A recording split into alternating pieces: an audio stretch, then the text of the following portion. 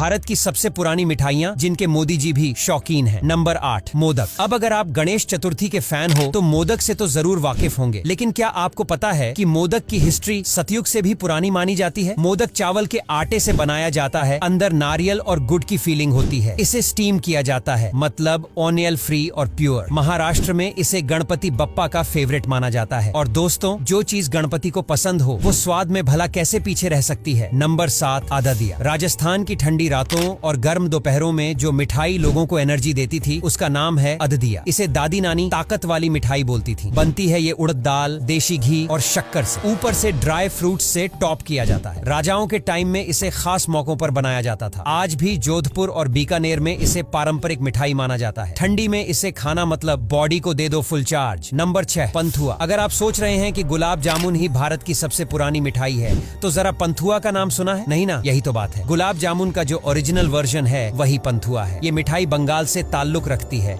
और ऐसा कहा जाता है कि ये मुगल काल में बनी थी। बेसन और खोया को मिलाकर बनाया जाता है पंथुआ और इसे डीप फ्राई करने के बाद गुलाब से फ्लेवर वाले शुगर सिरप में डुबो दिया जाता है। नंबर 5, खाजा। भाई साहब, आपने कभी खाजा खाया है? नहीं तो समझो आपने एक इतिहास नहीं चखा। ये मिठाई दिखने में तो बड़ी सिंपल लगती है, लेकिन इसका टेस्ट इतना लेयर्ड और क्रिस्पी होता है कि एक बार खाओ तो पूरा डब्बा खत्म हो जाए। खाजा की जड़ें महाभारत काल तक जाती हैं। ओडिशा के जगन्नाथ मंदिर में आज भी इसे भगवान को भोग में चढ़ाया जाता है। नंबर 4, खुरमी। खुरमी एक रस्टिक और विलेज स्टाइल मिठाई है जो छत्तीसगढ़, झारखंड और ओडिशा के आदिवासी इलाकों में बनाई जाती थी। आजकल भले ही कम सुनने में आती हो, लेकिन यह सैकड़ों सालों से गांवों की पहचान रही है। ये मिठाई गेहूं के आटे से बनती है, जिसे घी में डीप फ्राई किया जाता है और फिर गुड़ या शक्कर से मीठा किया जाता है। त्योहारों के टाइम में, खासकर दिवाली पर, इसे बड़े चाव से खाया जाता था। नंबर 3, गुड़ पट्टी। गुड़, मूंगफली और तिल से बनी इस क्रिस्पी मिठाई को शायद आपने अलग अलग नामों से खाया होगा, पट्टी, चिक्की या पट्टा, लेकिन इसकी शुरुआत वैदिक काल से जुड़ी मानी जाती है। गांव में आज भी जब सर्दियां